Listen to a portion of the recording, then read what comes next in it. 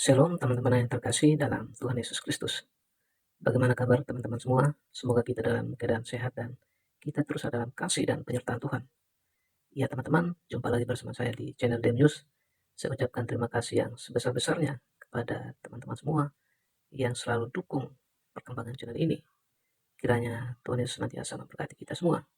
Bagi teman-teman yang baru bergabung di channel ini, saya mohon untuk bantu like, komen, subscribe, dan juga di-share sebanyak-banyaknya kepada teman-teman yang lain, bahkan di media sosial teman-teman semua, agar banyak orang diberkati dan percaya kepada Kristus sebagai Tuhan dan Juru Selamat mereka. Ya teman-teman, dalam video kali ini kita akan kembali menyaksikan lagi kesaksian dari seorang murtadin. Nah, seorang murtadin ini dia berasal dari Jawa Tengah, tepatnya di kota Demak. Dan kota Demak ini dikenal sebagai kota wali. Bahkan di desanya dulunya 100% orang Islam. Dan saat ini berbanding terbalik 100% orang Kristen. Wow, dahsyat. Kuasa Tuhan bekerja setiap orang yang mencari kebenaran. Dan bagaimana kemudian seorang murtadin ini percaya dan meninggalkan keyakinan lamanya dan percaya kepada Kristus sebagai Tuhan dan Juru Selamat dalam hidupnya. Ya, tanpa berlama-lama lagi, supaya kita tidak semakin penasaran, mari kita sama-sama saksikan kesaksian selengkapnya di cuplikan video berikut ini. Oleh sebab itu, siapkan hati agar apa yang kita dengarkan, kesaksian dari seorang murtadin ini, boleh memberkati kita. Iman kita semakin teguh di dalam mengiring Tuhan Yesus dalam kehidupan kita. Dan kita juga semakin semangat untuk memberitakan kabar baik kepada keluarga, kawan, dan kenalan kita. Supaya mereka juga boleh mengenal Kristus dalam kehidupan mereka. Ya, mari kita sama-sama saksikan cuplikan video berikut ini. Selamat menonton, Tuhan Yesus memberkati.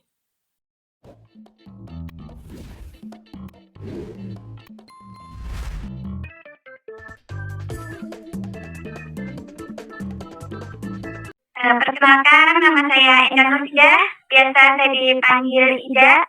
Latar belakang saya dari Semarang, Jawa Tengah, lebih dikenal lagi Demak Kota Wali, Pak. Saya sudah menikah dan punya satu putri. Masa kecil saya, ini saya mau berbagi atas kesaksian saya dari latar belakang. Saya Muslim, dan di desa saya ini 100% Muslim.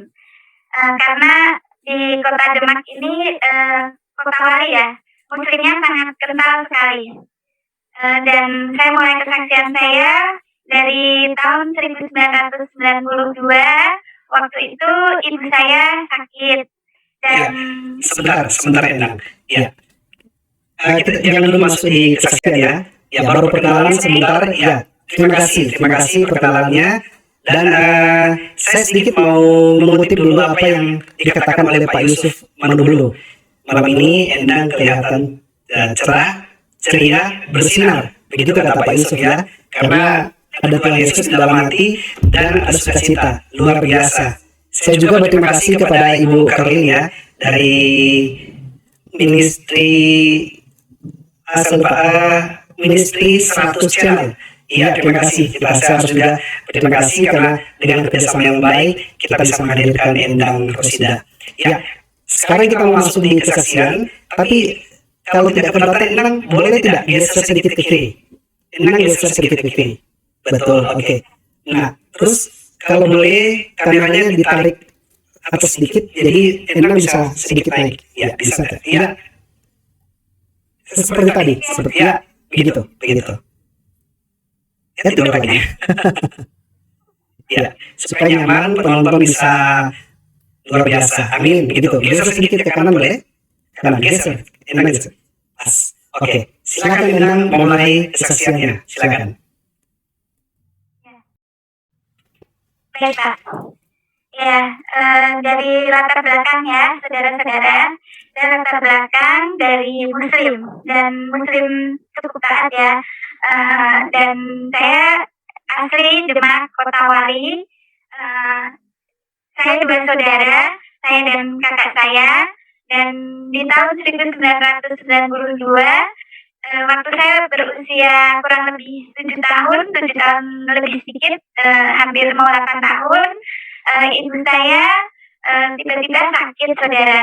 Tapi beliau tidak dirasa sakitnya. Dia tetap bekerja, ke sawah dan dagang, saudara-saudara. Sampai suatu siang, pas saya pulang sekolah, saudara, ibu saya sudah pingsan, dan waktu itu terus keluarga bawa ibu saya ke rumah sakit, dan di rumah sakit kurang lebih 2 minggu, dan saya hanya bertemu beberapa kali karena waktu itu saya sekolah, saudara. Dan pas suatu siang saya pulang sekolah, ibu saya sudah meninggal, saudara. Dan dari ibu saya meninggal, di situ saya sangat terpukul karena meninggalnya terlalu mendadak buat saya, dan saya sangat dekat dengan ibu saya. Jadi saya sangat kehilangan waktu ibu saya meninggal, sangat sedih ya. Gimana ya, saudara, namanya kita masih kecil dan ditinggal ibu. Di situ saya sangat kehilangan ibu saya. Setelah ibu saya meninggal, saudara, bapak saya gak lama minta izin untuk menikah, saudara. Dan awalnya mau menikah dengan yang satu kampung, tapi tidak jadi. Dan tidak lama bapak saya pulang membawa ibu tiri saya. Waktu itu masih calon ibu tiri saya. Sebetulnya di hati saya tuh gak rela, saudara, waktu bapak saya minta izin mau menikah, karena ibu saya waktu itu meninggal belum 1 tahun, saudara, dan bapak saya udah minta izin mau menikah. Saya sangat kecewa kenapa bapak udah mau menikah lagi sedangkan ibu baru meninggal.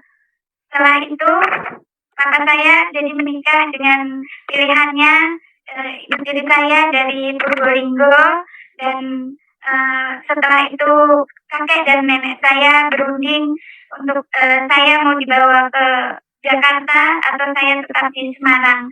Waktu itu karena saya masih sekolah dan kakek nenek saya juga khawatir untuk takut terjadi apa-apa karena saya masih kecil kalau saya dibawa ke Jakarta. Akhirnya kakek dan nenek saya memutuskan, saudara, untuk saya tetap di Semarang, di Demak, saudara. Berjalannya waktu, Papa setelah menikah jarang pulang, saudara. Di situ secara otomatis selain saya kehilangan ibu, saya juga kehilangan sosok ayah, saudara. Karena boleh dibilang setahun sekali ayah baru pulang papa saya. Setelah itu waktu saya umur 14 tahun, saudara, tiba-tiba 14 mau 15 tahun, ya 14 mau 15, kakek saya sakit dan tiba-tiba meninggal juga, saudara. Setelah kakek saya meninggal hanya jarak 2 minggu, terus nenek saya meninggal karena nenek saya mengalami jantung lemah.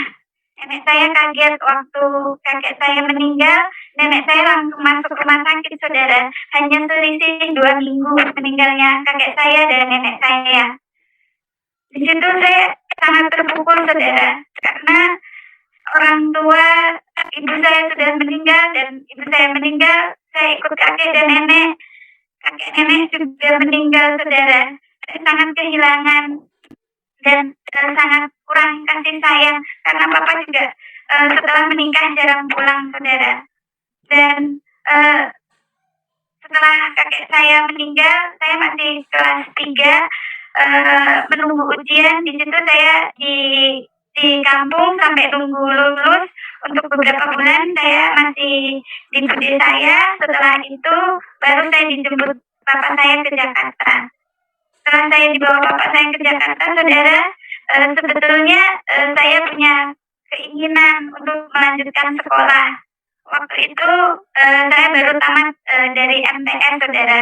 MTS itu MTS setara SMP, saudara. Cuman di kampung saya namanya MTS Madrasah Sanawiyah Saudara Nurul Huda.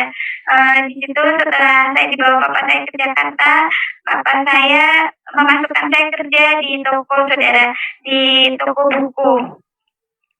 Sebetulnya saya pengen untuk melanjutkan sekolah, tapi bapak saya dan ibu tiri saya keberatan, dan akhirnya saya bekerja di toko buku saudara.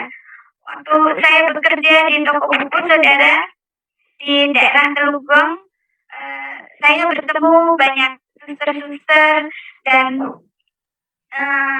saya tergerak berpikir sepertinya mereka kerjanya lumayan santai dan enak. Saya perhatikan mereka, mereka kerjanya mengantar, menjemput anak. Mereka sering di tempat di toko saya itu tersedia ada wartel waktu zaman dulu. Akhirnya saya ngobrol-ngobrol dengan salah satu suster. Mereka bercerita bahwa ada yayasan di daerah Kelapa Gading yang bisa untuk kita bekerja sebagai suster dan melanjutkan sekolah. Di situ saya semakin mantap, semakin yakin untuk niat saya untuk masuk ke suster dan untuk melanjutkan sekolah saudara, karena sebetulnya saya rindu untuk melanjutkan sekolah lagi saudara. Singkat cerita, setelah saya masuk ke yayasan, saya 3 bulan pendidikan saudara, saya mengambil jurusan baby untuk merawat baby yang baru lahir saudara. Di situ setelah saya lulus pendidikan, saya bekerja di majikan yang pertama kurang lebih 1 tahun saudara. Tapi saya kembali ke yayasan karena waktu itu baby yang saya jaga udah umur 1 tahun lebih, agak gemuk saudara, jadi berat. Jadi saya mau cari yang baby baru lahir lagi. Karena kebetulan waktu itu saya agak kurus badannya. Terus setelah itu ini bos yang kedua saudara, saya dapat bos yang masih hamil anak pertama saudara, dan sebelum 1 minggu kurang lebih dia mau lahiran, saya dijemput sebelum dia lahiran saudara. Waktu beliau lahiran saudara di rumah sakit, saya bertemu dengan teman saya, belum kenal sebelumnya. Dia suster dari kakak bos saya punya kakak, dia punya susternya saudara. Saya bertemu di rumah sakit, teman saya ini dari Tasikmalaya. Singkat cerita, saya berkenalan dengan dia. Dia pernah bekerja di Singapura sebagai TKW, dan dia mengalami Tuhan yang secara pribadi, mengalami Tuhan Yesus secara pribadi saudara. Setelah itu dia sempat sharing-sharing dengan saya, menceritakan bahwa Isa Al-Masih itu Tuhan dan Juru Selamat. Tapi saya tidak merespon saudara, karena waktu itu saya belum tergerak dan belum merasakan jamahan Tuhan saudara. Singkat cerita, babynya dibawa pulang, dan waktu setelah babynya 1 bulan saudara, pada waktu hari Minggu pagi, bos saya memanggil saya saudara. Jadi sus, tolong siap-siap, kita mau ke gereja. Di situ saya kaget saudara, ke gereja. Saya pikir seumur saya belum pernah ke gereja saudara. Terus saya bilang, apa babynya nggak di rumah aja pak? Waktu itu kan baru umur 1 bulan saudara.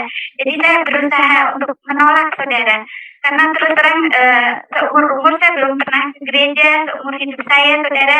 Dan terus terang saya waktu itu sangat alergi tuh saudara dengan gereja, karena dari kecil saudara saya dididik dari ajaran kami untuk kami itu tidak ke gereja, bahwa ke gereja itu haram buat kami saudara.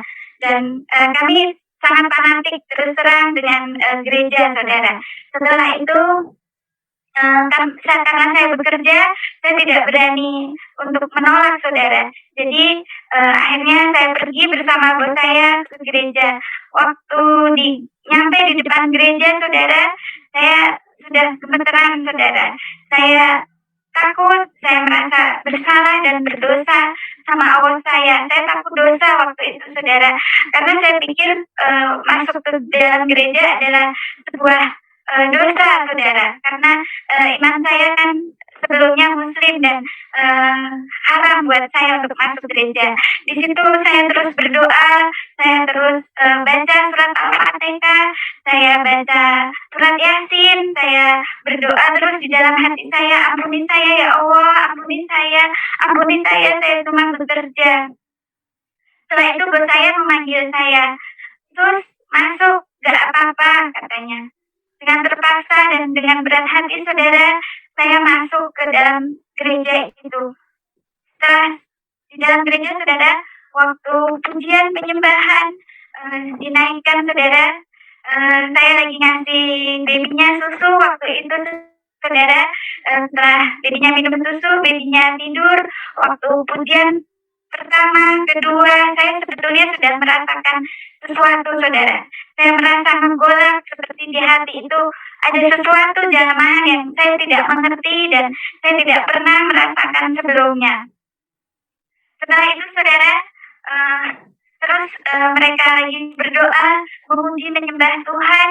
Di situ saya semakin merasa jamahan Tuhan. Tapi waktu itu saya tidak mengerti kenapa tiba-tiba badan saya itu merasa kayak ada aliran listrik seperti kesetrum, saudara, dari kepala, tangan, badan saya merasa getaran yang luar biasa. Saya tidak mengerti. Karena itu pengalaman rohani pertama kali, saudara. Saya bingung kenapa ini badan saya, kenapa hati saya pun menggolak, kenapa. Dan setelah itu air mata mengalir, saudara. Saya menangis sampai saya gak mengerti kenapa air mata tidak bisa berhenti. Saya menangis, saya kenapa ini kok saya mengalami sesuatu yang tidak pernah saya alami sebelumnya, saudara. Ada rasa damai, ada sukacita yang sulit diungkapkan, saudara. Sampai semua beberapa teman bos saya juga bertanya, kamu kenapa, Sus? Kamu kenapa? Saya hanya menjawab, tidak apa-apa, Bu, tidak apa-apa, Pak.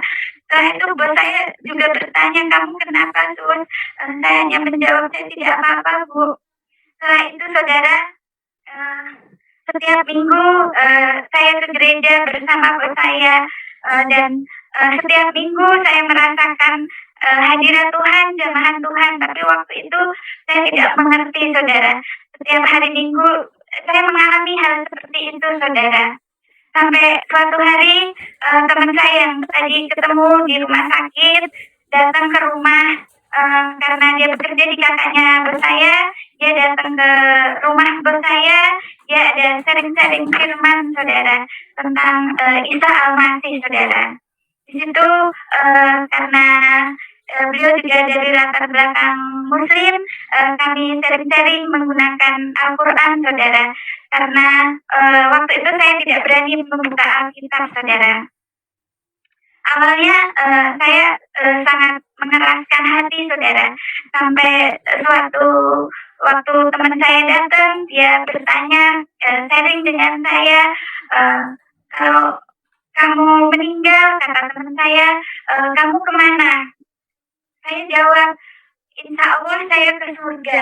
Di situ teman saya menjawab, kalau saya yakin ke surga. Di situ saya jawab lagi, kok kamu sombong, kata saya. Surga itu urusan Allah, kata saya. Dia menjawab lagi, saudara, teman saya. Dia bilang, karena Tuhan saya tidak memberi janji yang mudah-mudahan.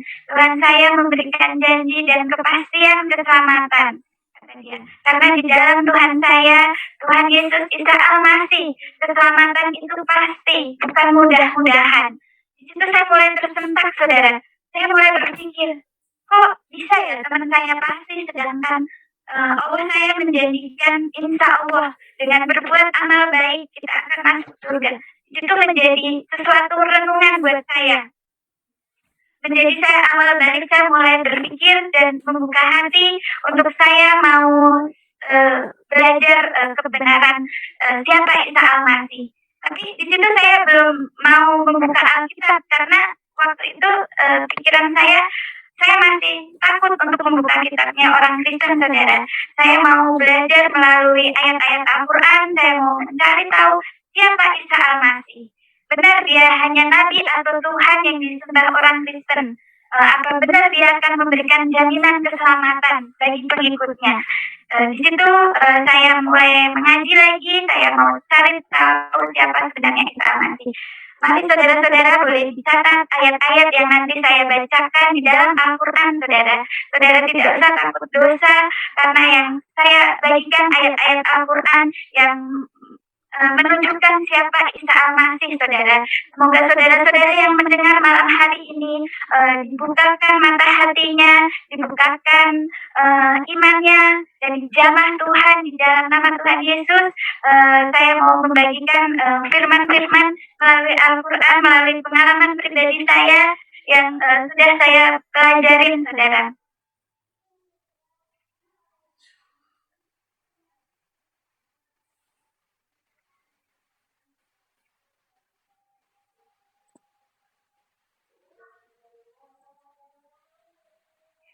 Kita belajar, saudara, di Quran surat Al-Imran 3 ayat 45, saudara.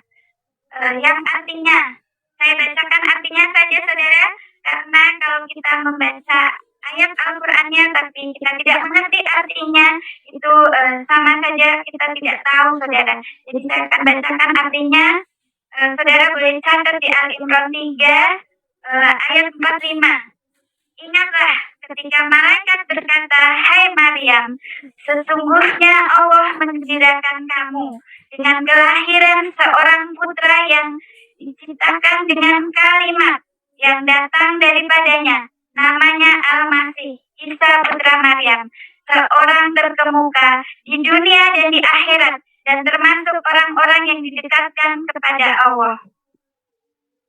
Jadi dari ayat ini, saudara, kesimpulan yang saya renungkan, yang dikandung Maryam adalah kalamnya Allah, saudara, atau firman-Nya Allah. Dengan demikian, firman itu lahir, menjelma, nuzul, menjadi manusia yang melakukan penyelamatan, sehingga disebut Mesias atau Al-Masih. Arti dari Al-Masih itu Mesias, saudara, atau penyelamat, sehingga Isa terkemuka di dunia dan di akhirat. Bukankah kalau kita belajar di Al-Quran, Allah saja yang seharusnya yang terkemuka di dunia dan di akhirat.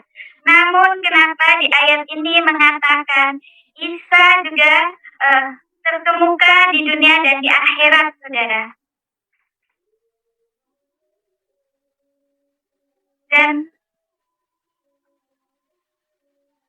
Dan jawabannya lagi, saudara, ada pada IS An-Nisa 4 ayat 171, saudara.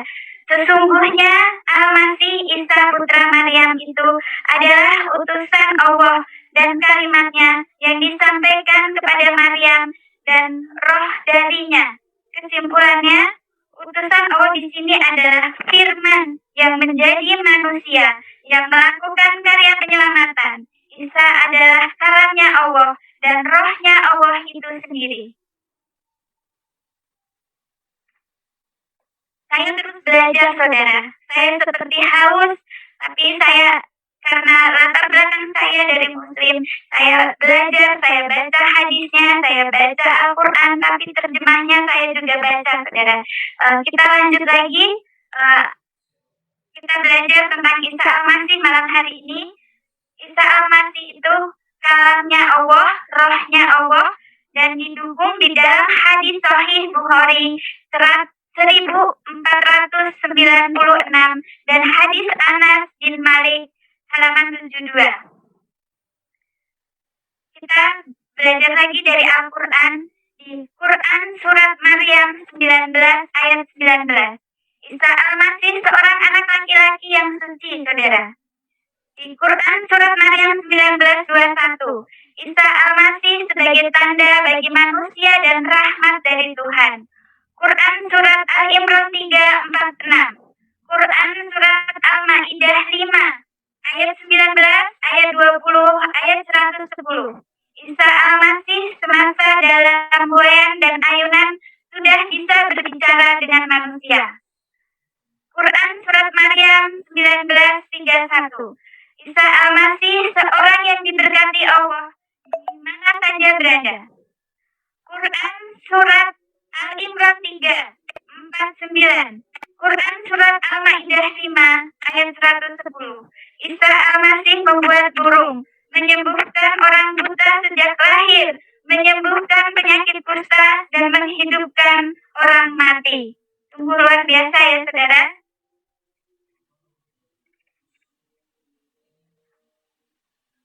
Dan dari hadisnya, hadis Sahih Muslim nomor 127 atau hadis Sahih Bukhari nomor 1090 yang artinya, demi Allah yang jiwaku di tangannya, kata Muhammad.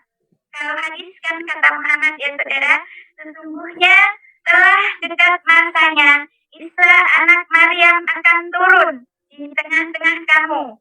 Ia akan menjadi hakim yang tegak, menjadi hakim yang adil, menjadi hakim yang lurus. Tetapi Al-Quran menyatakan bahwa Allah adalah hakim yang seadil-adilnya.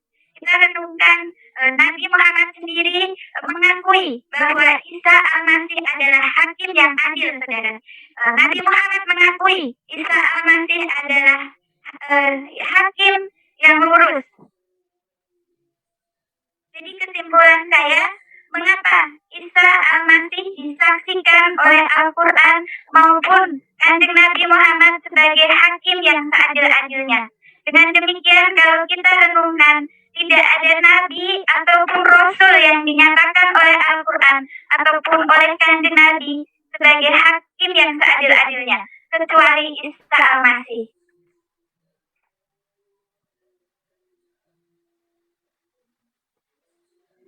Dari ayat-ayat tadi, saudara, kesimpulannya, Isa Al-Masih itu adalah roh Allah, Isa Al-Masih adalah kalam Allah, Isa Al-Masih itu terkemuka di dunia dan di akhirat. Isa Al-Masih itu adalah hakim yang adil. Isa Al-Masih itu mengetahui hari kiamat. Walaupun sudah jelas, saudara, di dalam Al-Quran ayat yang menceritakan siapa Isa Al-Masih, dan di hadis-hadis yang saya bagikan waktu itu, saudara, saya belum mengakui ketuhanan Tuhan Yesus dan Isa Al-Masih. Sampai satu malam, saudara, di tengah pergumulan saya, siapakah sebenarnya Isa Al-Masih? Meskipun saya sudah membacanya, saudara, tapi yang namanya keimanan itu tidak semudah membalikan telapak tangan, saudara. Kalau bukan Tuhan sendiri yang memilih dan menjamah, saudara. Seperti firman Tuhan bilang, bukan kamu yang memilih aku, tapi aku yang memilih kamu, kata Tuhan. Sampai suatu malam, saudara, di tengah pergumulan saya, pergolakan saya mencari juru selamat, saudara. Semenjak saya ditanya oleh teman saya, kemana setelah kamu meninggal? Di situ karena saya mengalami, saya ditinggal ibu saya, ditinggal kakek saya, ditinggal nenek saya berpikir kemana setelah saya meninggal, saudara. Karena di dunia ini kita tidak harus tua untuk meninggal, saudara. Apalagi hari-hari ini, saudara. Setelah itu, saudara, waktu saya tidur, habis seperti belum tidur, saudara. Waktu itu saya habis kasih susu babynya kurang lebih jam 12 malam, karena baby itu kalau malam masih minum susu, saudara. Saya rebahan waktu itu. Setelah saya membaca, mengaji ayat-ayat Al-Quran yang tadi saya bagikan ke saudara, saya rebahan dan saya renungkan siapa sebenarnya Tuhan saya. Kenapa Al-Quran sendiri menjelaskan bahwa Isa Al-Masih itu hakim. Di situ saya bergumul, saudara. Tapi setelah itu saya seperti kayak tidur, tapi saya mengalami kayak nyata, saudara. Di situ tiba-tiba, saudara, tengah malam seperti ada sosok yang tinggi yang menakutkan sekali, saudara. Seperti kayak kuasa kegelapan, kalau sekarang saya mengerti kalau itu kuasa kegelapan, saudara, duduk di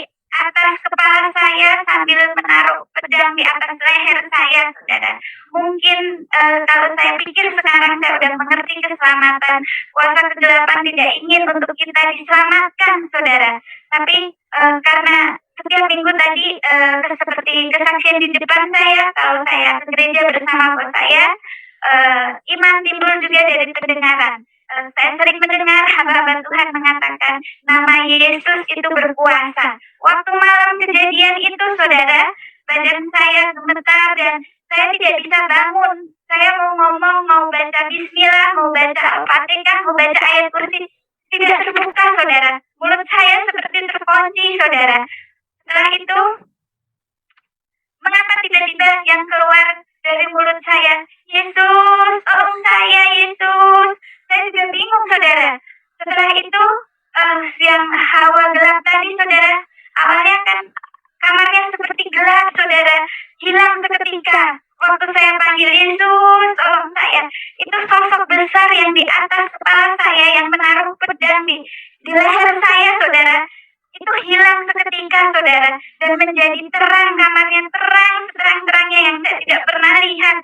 Ada seperti terang berkilau di kamar itu, saudara. Di situ saya seperti terlepas, seperti mengalami kayak kelepasan begitu, saudara. Di situ terus saya duduk, saya menangis. Oh Tuhan, ternyata benar Tuhan, Kau telah menyelamatkanku. Terima kasih Tuhan Yesus, terima kasih Tuhan, Kau menolongku. Di situ saya pertama kali mengalami siapa itu Tuhan Yesus, saudara. Seumur hidup saya, saudara, karena saya dari latar belakang Muslim, dan setelah itu, saudara, saya semakin yakin bahwa Isa Al-Masih itu Tuhan, Isa Al-Masih itu juru selamat manusia. Setelah itu saya sampaikan kepada teman saya dengan apa yang saya alami dan saya berkomitmen dan saya mau untuk dibaptis, saudara. Setelah itu teman saya mengatakan saya baptis, saudara. Saya baptis di Kelapa Gading, di Gereja Tiberia. Waktu itu Pak Pariaji yang melayani, saudara. Waktu dibaptis, saudara, waktu saya diangkat, saudara, sekali lagi Tuhan menunjukkan kebesarannya. Saya melihat salib, saudara, di atas berkilau. Waktu saya habis tenggelam, diangkat begitu, saya melihat ada salib, saudara. Di situ semakin Tuhan meneguhkan bahwa benar apa yang saya pilih, bahwa Yesus itu benar-benar Tuhan, saudara.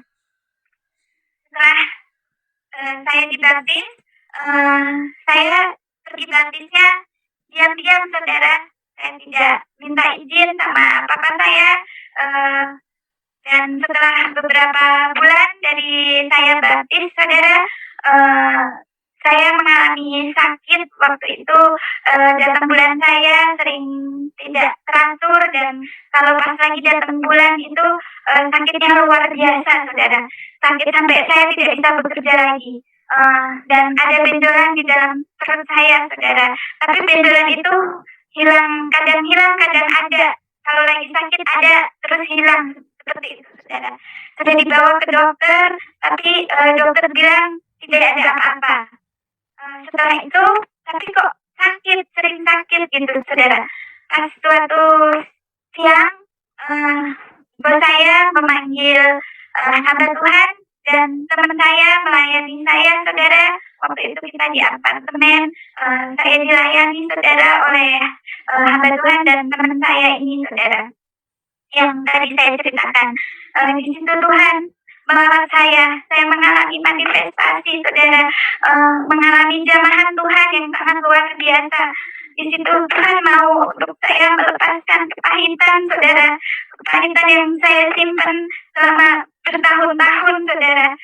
Tuhan, hamba Tuhan itu mendoakan saya, dan dia berkata untuk saya, ampuni papa kamu, katanya. Ampuni papa kamu, hamba Tuhan ini. Di situ saya di jamaah Tuhan, saya menangis, tapi saya belum mau untuk mengampuni papa saya, saudara, karena saya sangat menyimpan kekecewaan saya sama papa saya, saudara, karena dari kecil saya kurang kasih sayang dari papa saya, dan papa saya meninggal lagi, itu saya sangat menyimpan menyimpan kepahitan, dan saya sangat kecewa sama papa saya. Waktu itu yang di pikiran saya, kenapa papa saya cepat melupakan mama saya, kenapa papa saya cepat menikah, padahal waktu itu mama saya baru meninggal, saudara. Setelah itu, karena Tuhan menjamah saya mau Tuhan, saya mau taat Tuhan, saya mau Tuhan untuk mengampuni papa saya mau Tuhan, saya mau taat, saya mau mengampuni papa saya, Tuhan. Setelah didoakan, saudara, puji Tuhan, saya sembuh, saudara. Dan seperti janji saya sama Tuhan, saya mau taat, saya mau mengampuni papa saya. Akhirnya saya mengambil izin, saudara, saya cuti, saya datang ke rumah papa saya. Karena kasih mula-mula, saudara, saya menceritakan tentang kisah Al-Masih pada papa saya.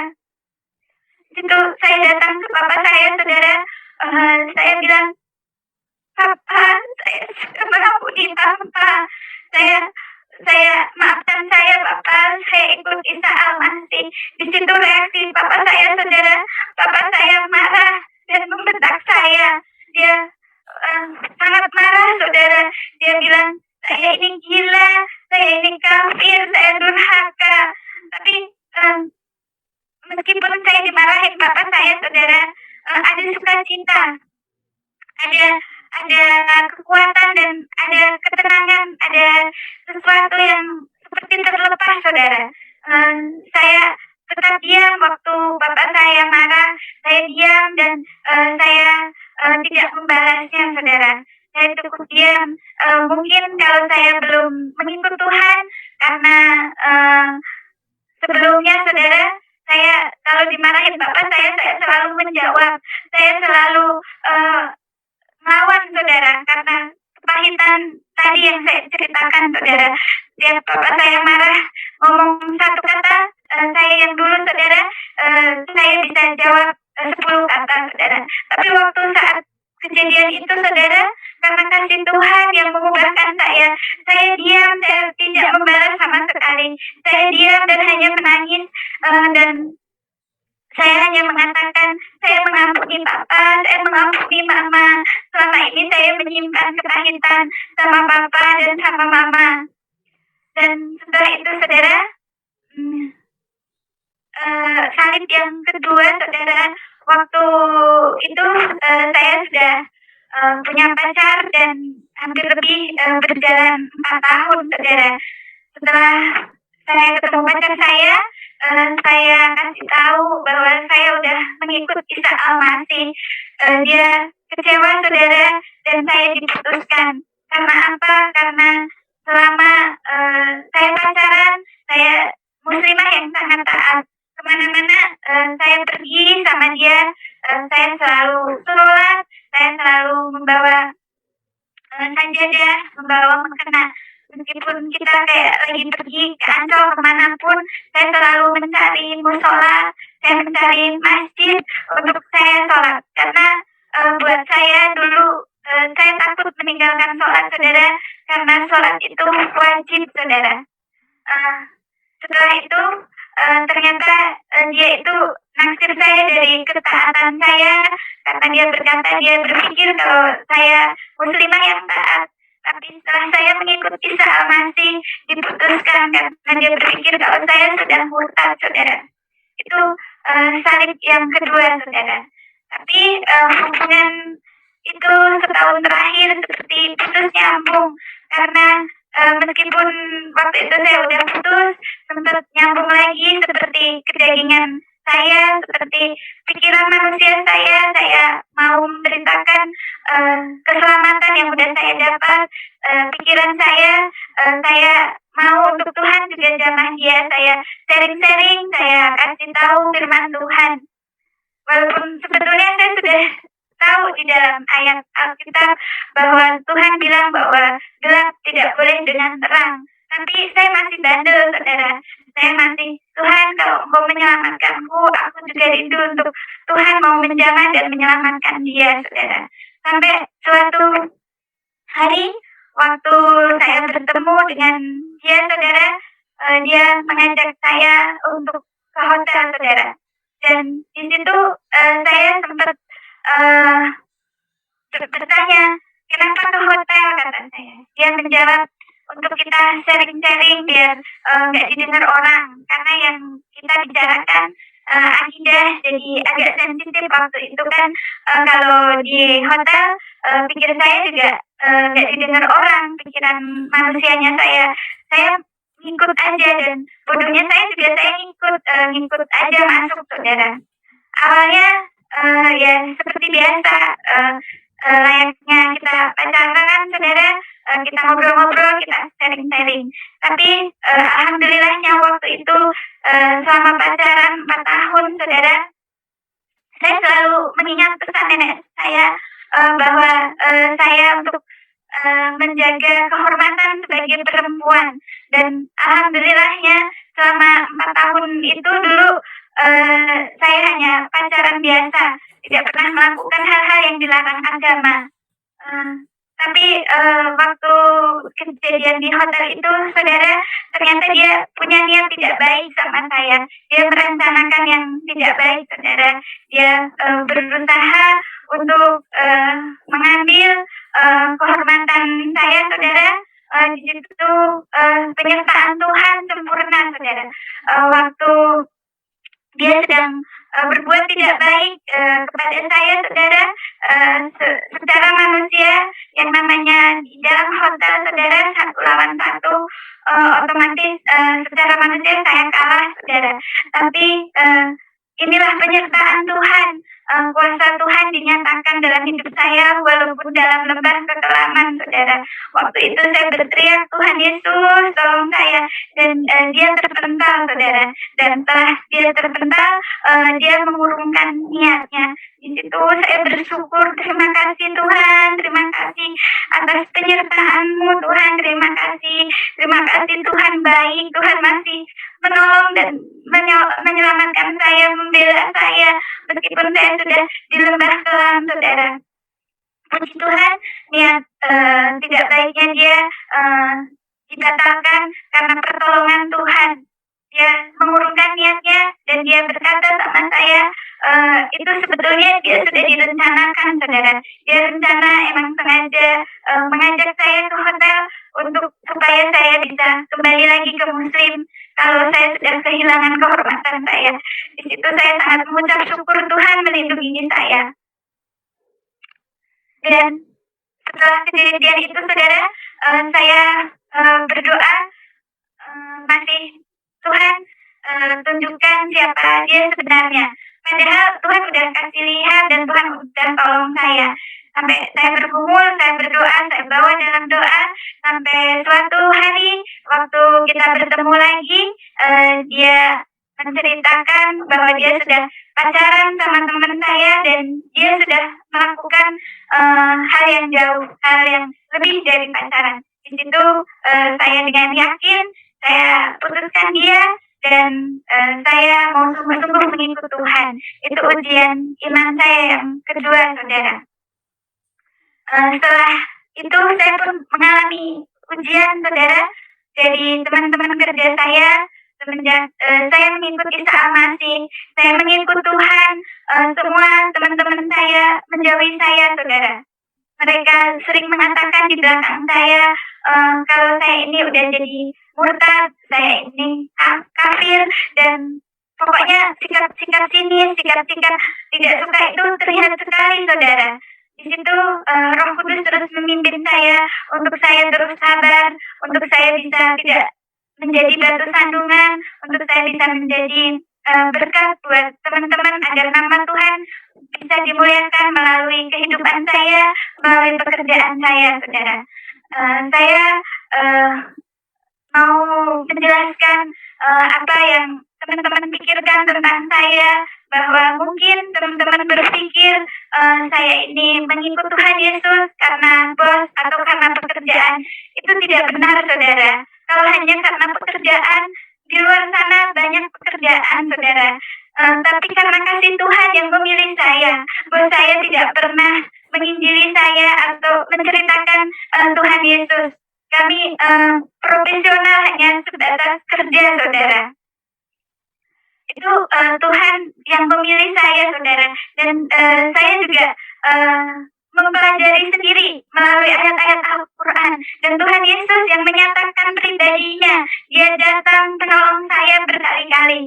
Waktu saya dalam kebimbangan, siapakah Isa Al-Masih, saya mengalami Yesus hadir di kamar saya. Yesus hadir membebaskan saya. Malam itu yang saya ceritakan tadi, itu saya mengalami, saudara. Jadi iman saya bukan karena ikut-ikutan, agar teman-teman di luar sana yang mendengar, mungkin selama ini mereka hanya ngomongin saya di belakang. Mungkin selama ini mereka berpikir karena apa saya menjadi Kristen. Itu tidak benar, saudara. Saya mengalami kasih Tuhan. Saya mengalami damai sukacita yang tidak pernah saya alami. Saya mengalami ketenangan hati meskipun saya mengalami masalah. Saya mengalami sukacita, saudara. Untuk teman-teman saya, kalau menonton video ini, acara live ini, saya tetap bergumul mendoakan kalian. Saya pun rindu untuk para teman-teman saya yang bekerja, para asisten rumah tangga, para suster-suster, Bang, untuk mengalami jamahan Tuhan, karena Isa Al-Masih itu Tuhan dan Juru Selamat. Kalau teman-teman di luar sana mungkin berpikir karena apa, itu semua karena anugerah Tuhan, saudara. Karena akhirat itu, saudara, itu tidak bisa kita hanya mudah-mudahan. Kita harus pintar, saudara. Kita mencari yang pasti, saudara. Karena apa? Tuhan yang benar itu memberikan janji yang pasti, saudara. Kesempatan kita selama kita hidup itu kita diberikan hak bebas. Kita mau memilih jalan yang sempit tapi kepastian, atau kita memilih jalan yang lebar tapi ujungnya menuju neraka. Maaf teman-teman, maaf saudara-saudara, tapi saya mengalami ajaran-ajaran yang sekarang itu memang berbeda, karena ajaran Tuhan Yesus mengajarkan kasihilah musuhmu dan doakan, saudara. Di situ saya mengalami belajar untuk mentaati firman Tuhan. Kalau waktu dulu yang ada, saya kalau disakiti, saya menyakiti balik, saudara. Kalau saya dimarahin, saya marahin balik. Tapi di sini saya mengalami, saudara, untuk saya bisa mengasihi orang yang menyakiti saya. Dan puji Tuhan, saudara, Tuhan mengubahkan saya. Contohnya papa saya, saudara. Papa kandung saya, meskipun saya dari kecil mengalami kepahitan, saudara, karena kasih Tuhan yang memampukan saya bisa mengampuni, saudara. Saya hubungannya dulu sangat tidak baik, saudara, dengan papa saya. Saya sering berantem, saya sering karena luka itu tadi, saudara. Karena kenapa saya seperti itu, saudara? Karena dari semenjak ibu saya meninggal, saya dibesarkan oleh kakek dan nenek saya. Dari umur 8 tahun, papa saya jarang pulang. Dan almarhum kakek dan nenek saya selalu menceritakan bahwa mama saya sakit itu karena papa saya. Itu berhari-hari, sering sekali, saudara. Bertahun-tahun sampai tanpa kita sadari, saudara, dari perkataan itu seperti firman Tuhan yang bilang, iman timbul dari pendengaran. Perkataan-perkataan dari kakek dan nenek saya itu seperti bom waktu yang sedikit demi sedikit itu menjadi pahit hati saya sama papa saya, saudara. Karena almarhum nenek saya, kakek saya sering mengatakan mama saya itu mengalami tekanan, mengalami sakit hati, karena kakek saya, menurut waktu itu saya masih kecil, belum mengerti. Menurut cerita kakek dan nenek saya sering diceritain bahwa sebetulnya mama saya itu tahu kalau papa saya sudah punya pacar di Jakarta. Mama saya itu tahu kalau papa saya tidak setia. Di situ karena sering mendengar, saudara, tidak hanya karena papa saya cepat menikah, tapi sering mendengar itu tadi, dan secara kenyataannya pun papa saya jarang pulang, dan papa saya menikah sangat cepat. Di situ saya semakin yakin dengan apa yang dikatakan oleh almarhum kakek dan nenek saya. Di situ saya semakin, ternyata papa saya seperti ini, ternyata papa saya begini, saudara. Tapi karena kasih Tuhan Yesus yang mengajarkan, untuk kita mau mengampuni orang yang menyakiti kita. Di situ Tuhanlah yang memampukan saya, yang memberikan saya kekuatan untuk menyakiti, untuk memaafkan setiap orang yang menyakiti kita, saudara. Begitu perjalanan kesaksian saya bersama Tuhan. Semoga apa yang saya bagikan malam hari ini menjadi berkat buat yang mendengar, dan saya berdoa setiap telinga yang mendengar, setiap mata yang melihat kesaksian ini boleh mengalami Tuhan Yesus secara pribadi dan mengalami jamahan Tuhan secara pribadi. Terima kasih. Saya kembalikan kepada Pak Franky. Terima kasih, Pak. Dahsyat, luar biasa. Tapi sebelum kita lanjut, mungkin Endang mau minum dulu, karena 1 jam tadi berbicara tanpa berhenti. Silakan minum aja dulu. Gak terasa ya, Pak? Iya, minum aja dulu, tidak apa-apa. Sebelum kita lanjut, ya.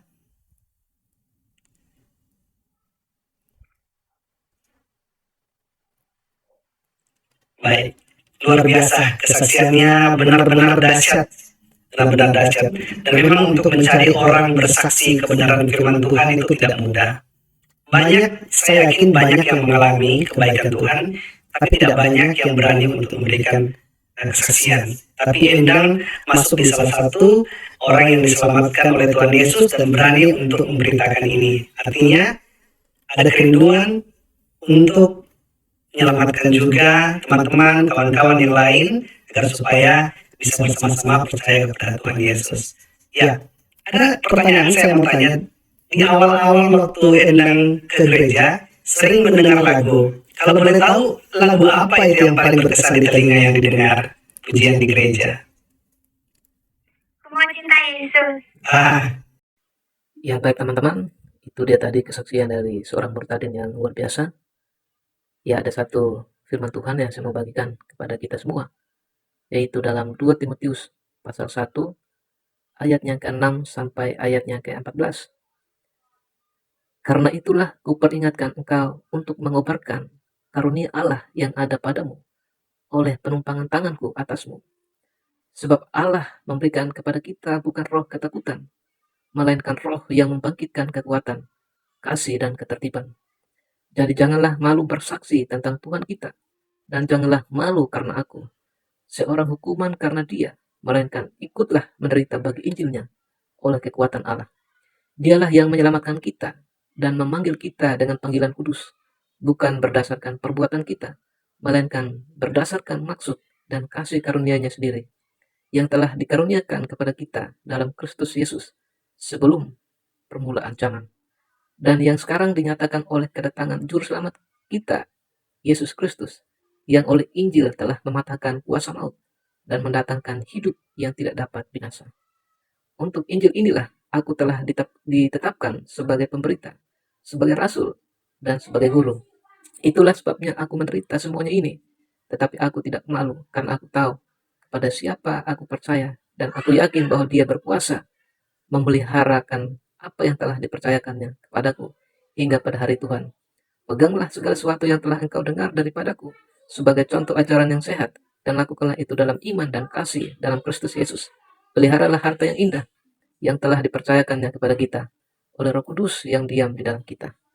Ya kiranya melalui kesaksian dan firman Tuhan yang kita dengarkan boleh memberkati kita, dan iman kita semakin teguh di dalam pengenalan akan Kristus. Dan yang paling penting adalah jangan kita malu bersaksi kepada orang lain, sehingga orang lain juga boleh mendengar kasih Kristus dalam hidup mereka, dan banyak yang percaya bahwa Yesus adalah juru selamat mereka. Kiranya Tuhan memberkati kita, dan terus dukung channel ini agar channel ini terus berkembang dengan cara like, komen, subscribe, dan juga di-share sebanyak-banyaknya. Dan kiranya Tuhan senantiasa memberkati, menyertai kehidupan kita dari sekarang sampai selama-lamanya.